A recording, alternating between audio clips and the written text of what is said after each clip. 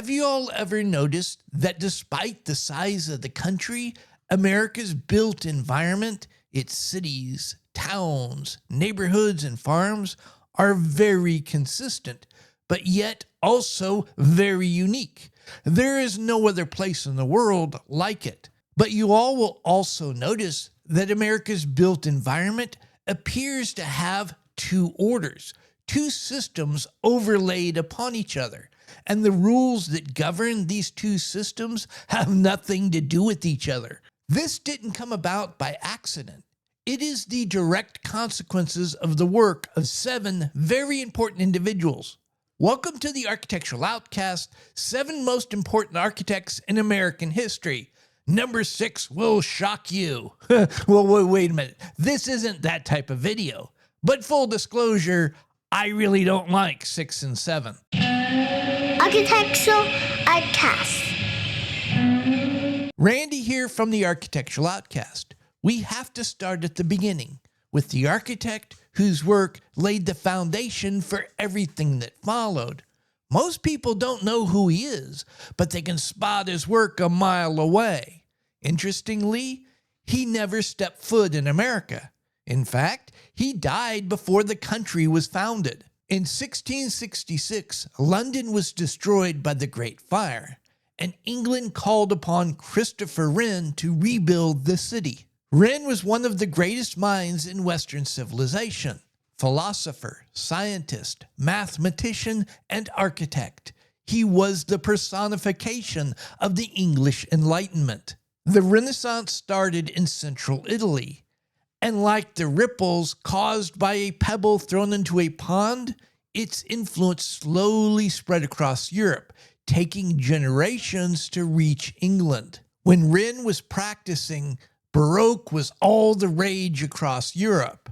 But with typical British restraint, he rejected Baroque's love of the ornate in favor of a building's materiality and form. If y'all have ever been in a small town courthouse square, seen one of those little rural churches that looks like it belongs on a postcard, or walked onto pretty much any college campus in America, you've experienced Wren's influence. As a man of the Enlightenment, Wren believed that architecture served a moral function.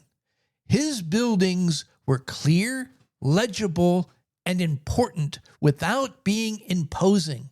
When the colonies and then later the Young Republic were looking for a civic architecture, they naturally gravitated towards Wren's work because of the way it oriented itself with the environment. It signaled importance and addressed the citizen without being overwhelming. And it scales beautifully. It works just as well for the courthouse made out of stone and marble as it does the humble rural church made out of clapboard. Moving from civic architecture to the landscape itself, the second most important architect in American history is Lancelot Capability Brown. And just like Wren, he never set foot in America. He also died before we became a country. But America would not be what it is today without Brown. The important thing to understand about English landscape gardens is how they represent power. First off, English landscape gardens don't seek to impose some sort of arbitrary order on the environment.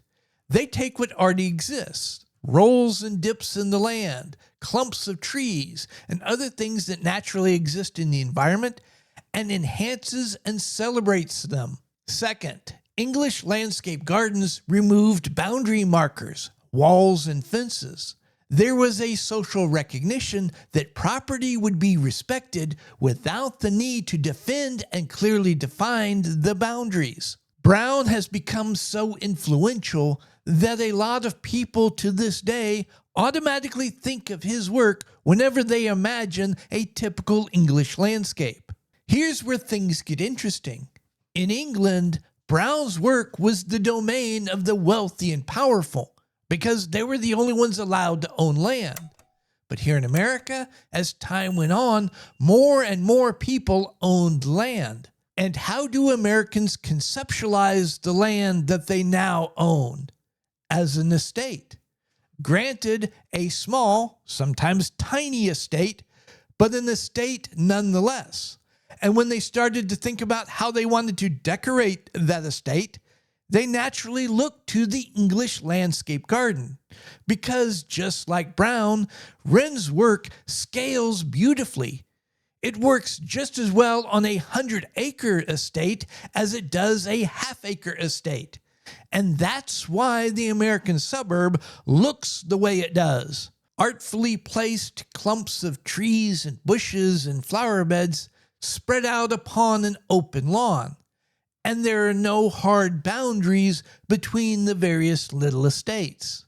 Brown has become so influential in American urban, suburban, and rural landscapes, we'll see here in a minute how important he was to somebody else on this list, that people are starting to assume it's the baseline of human experience, to the point that evolutionary biologists are claiming that this is the landscape we evolved in.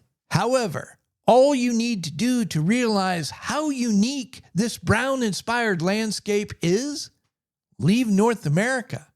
You'll quickly recognize the rest of the world is organized in a very different way.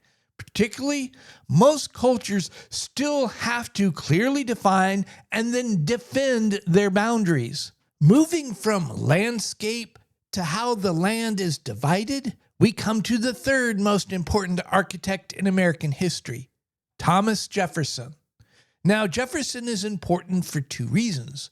One is for a style, and two is for how we divide up the land. In his personal work, like Monticello, Jefferson was influenced by the French Baroque.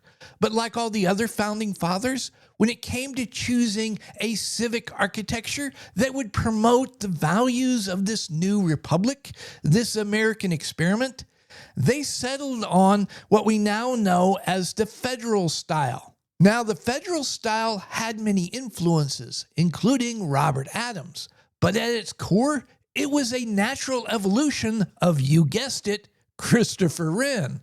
Up until the middle of the 20th century, the federal style and all of its variants was the predominant civil architectural style at all levels of government here in the United States, local, state, and federal. As important as Jefferson was in promoting the federal style, the main reason he's still remembered in architectural circles today and why he's on this list is because he was the one who decided how America would divide up the land. Jefferson understood two very important things. First, whoever divides the land first determines how the land will be used and, more importantly, conceptualized forever. For example, in England today, people are still buying, selling, and using land whose boundaries were set during the Iron Age. The Romans came along and imposed their order upon the land. And as soon as they were gone, everybody reverted back to the original Iron Age boundaries. And this process repeated itself with the Anglo-Saxons, with the Vikings, with the Normans, so forth, so on. And again, today, people are still living within boundaries that were laid out 3, 4, 5,000 years ago. What Jefferson understood is that however the land is going to be laid out, it will outlast any government, any country, any society. Jefferson also understood something a little more subtle, that however the land is laid out will determine what type of society can live on that land for thousands of years.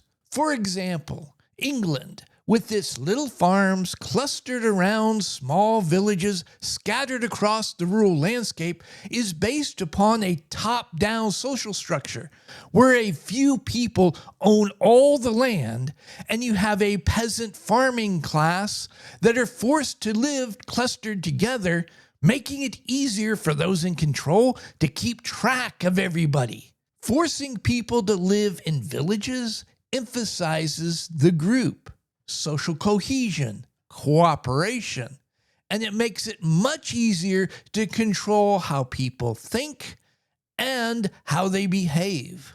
On the other hand, if you want a society that assumes that a large number of people will own their own land, you divide the land up into small enough units that 1, people can afford, and 2, they can efficiently use. As a result, people are spread out evenly across the landscape.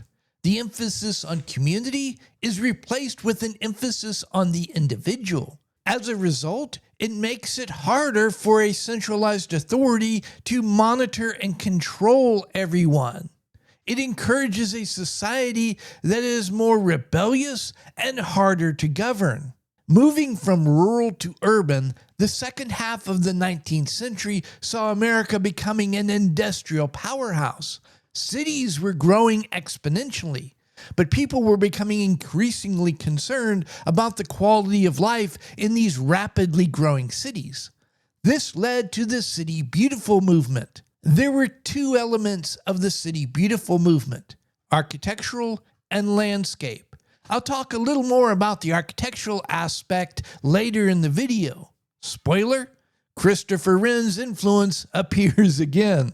The City Beautiful landscapes were based upon the argument that people aren't meant to live in urban environments.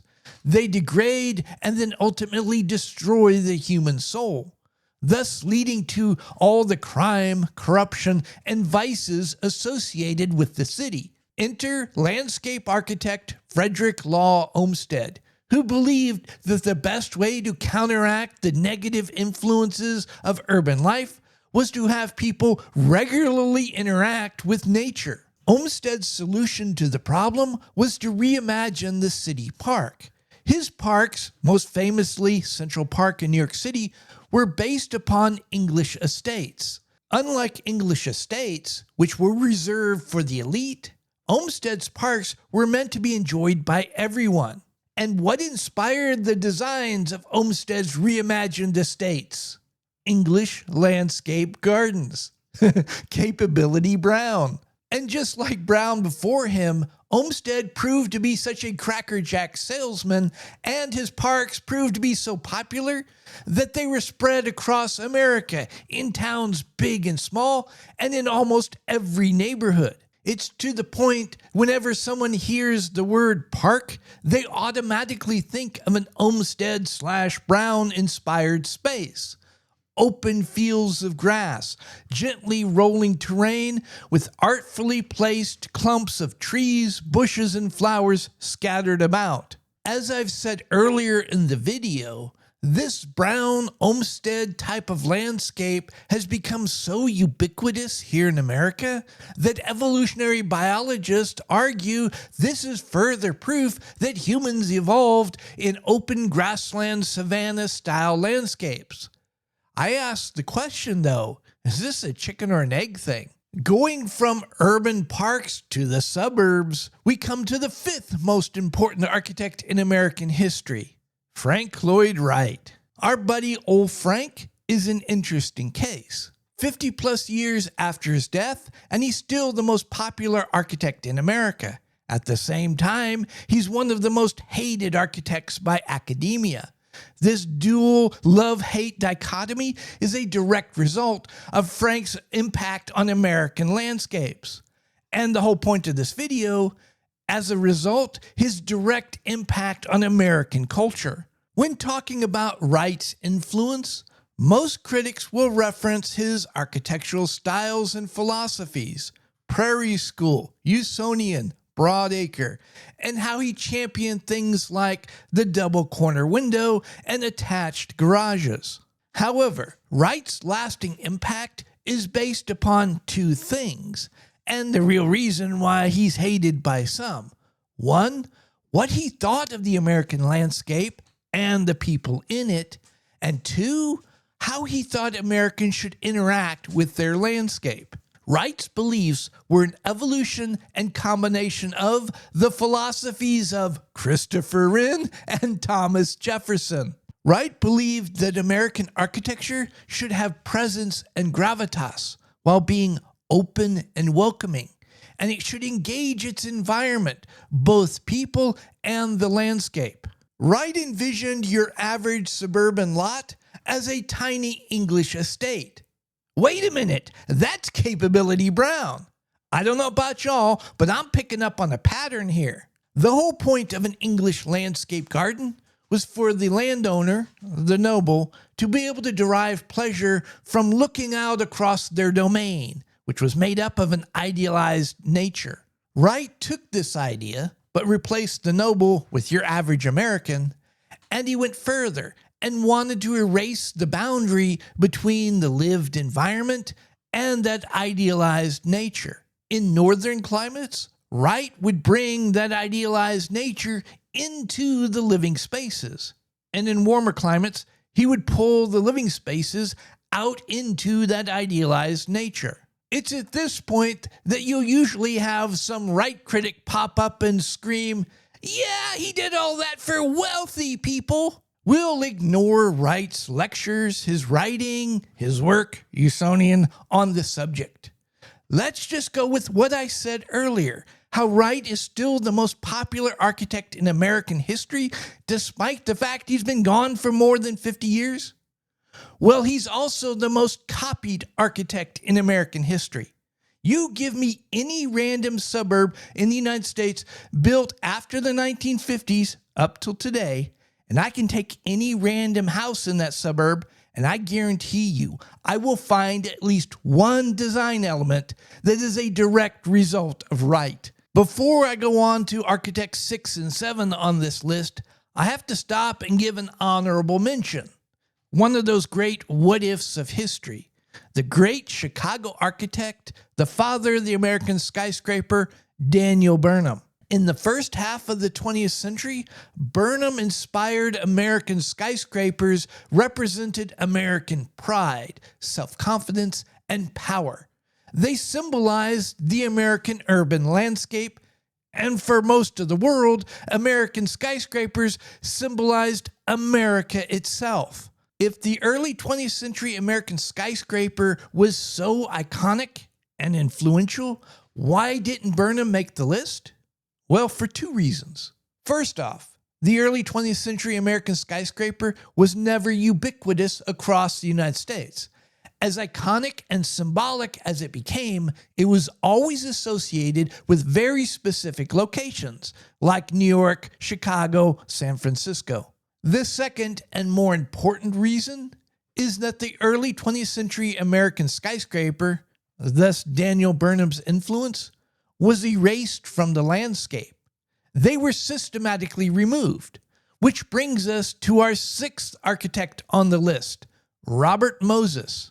It's at this point a lot of you are probably going, Robert Moses? Who the heck is Robert Moses? He's the guy that designed the U.S. Interstate System. The U.S. Interstate System feels like an alien structure crushing down upon an existing order. There's a reason for that. It is. And that alien system is nefarious. After World War II, President Eisenhower wanted to build an interstate highway system inspired by the Autobahn that he had seen in Germany. He wanted to be able to move people, and more importantly, military assets around the country quickly. Unfortunately, there were two major problems with getting the interstate highway system off the drawing board. The first problem, the U.S. Constitution. In the late 40s and early 50s, state and federal law was very clear. The landowner had to agree to sell, and if they said no, you were SOL.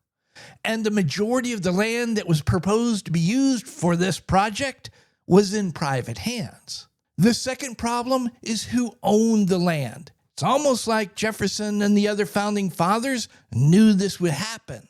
It wasn't a handful of elites who controlled everything, people the government could cut a deal with, bribe, intimidate, threaten them into selling their land. The land was divided up and owned by millions of people across multiple states, multiple jurisdictions, multiple legal systems. And what was the federal government's solution to this problem? To use the Constitution as toilet paper and take the land from millions of people. Kind of apropos, using 1930s German government tactics to build 1930s German government-inspired infrastructure. But hey, it was efficient, and the cars ran on time. Defenders of Robert Moses and what the federal government did will say, yeah, they were forced to sell, but they got fair market value for their property. And who determined that fair value? The federal government. It's well established that most people got pennies on the dollar what their property was worth. What was even more insidious with what the federal government did is who lost their lands. It's well documented at this point that African American, Hispanic, and Asian communities were targeted. And that is true as far as it goes. But if you peel back the layers and dig a little deeper, you'll notice that some African American, Hispanic, and Asian communities did have the interstate go right through the center of their neighborhoods, but others weren't touched. When you move out into the smaller cities and towns where there weren't a lot of minority communities, the pattern becomes much clearer. The Interstate Project was used to target and then destroy dissident communities who had a history of successfully standing up to the government. There's a reason why the interstate system feels disconnected from the rest of the landscape. Not only is it based upon different rules and aesthetics, it's based upon a different social, cultural, and political ideology than the rest of the landscape. That brings us to the seventh most important architect in American history, Mies van der Rohe, who also imposed an alien structure on the existing American landscape. The American built environment is a creation of and a reflection of American culture. People like Jefferson, Olmsted, and Wright took the vernacular, what people were already doing, and codified it, made it official. Americans believed that their civic architecture should have weight and dignity while yet being open and welcoming. But most importantly, it should be of a human scale. Just check out any small-town courthouse built in the 19th, early 20th century. In the late 40s and early 50s, the same people pushing the interstate system also wanted to redefine the relationship between social institutions, specifically the government, and the people. So they turned to Mies van der Rohe. Old Mies was a German architect who had to flee Germany in the late 30s because he was the wrong type of socialist. Mies's impact on American architecture is twofold. One is stylistic and the other is structural. Stylistically, Mies worked in the international style, commonly referred to as modernism. Modernism is hard, cold, sterile, monolithic. It actively seeks to dominate and destroy the individual. There's a reason why the American public rejected modernism. It doesn't fit the American landscape. And it's not just stylistic, it's philosophical. Modernism is diametrically opposed to everything the rest of the landscape represents. And then there's the structural impact of Mies. Wren, Brown, Jefferson, Olmsted, Wright, and many more believed that architecture and the built environment in general had a moral obligation to reflect the culture and then uplift that culture. How did they believe they should go about doing that? Through beauty, through craft, through the elegance of design. Modernism in general, and Mies specifically, rejected beauty. They rejected craft. They rejected the individual. They believed that people were interchangeable, cheap, and disposable. So they created an architecture to house these people that was cheap, interchangeable, and disposable. If y'all have ever been to a strip mall, a big box store, half the houses and apartments built these days, you've experienced the impact of Mies. Cheap, interchangeable, bland, homogeneous, and disposable, and the complete removal of any individuality. A strip mall in New York is the same as Chicago, the same as LA, the same as Kalamazoo. The next time y'all go for a drive, or better yet a walk, take a moment to look around for yourself. See if you can see the patterns, the older underlying structure, and the two disruptive systems overlaid on top. What you're seeing is the power of the built environment to shape and influence culture, for good or ill. So what do you all think of the list? Did I miss anybody? Who would you put on the list and why? Tell me down below in the comments. At any rate, I hope I gave you all something to think about, and until next time, y'all be safe. If y'all are still here, thank you very much. I really appreciate it. While you're at it, why don't you like this video, subscribe to the channel, click that notification bell. You can hear me yammer on about something else next time, and feel free to share this video far and wide. Please like and subscribe. Please leave a comment.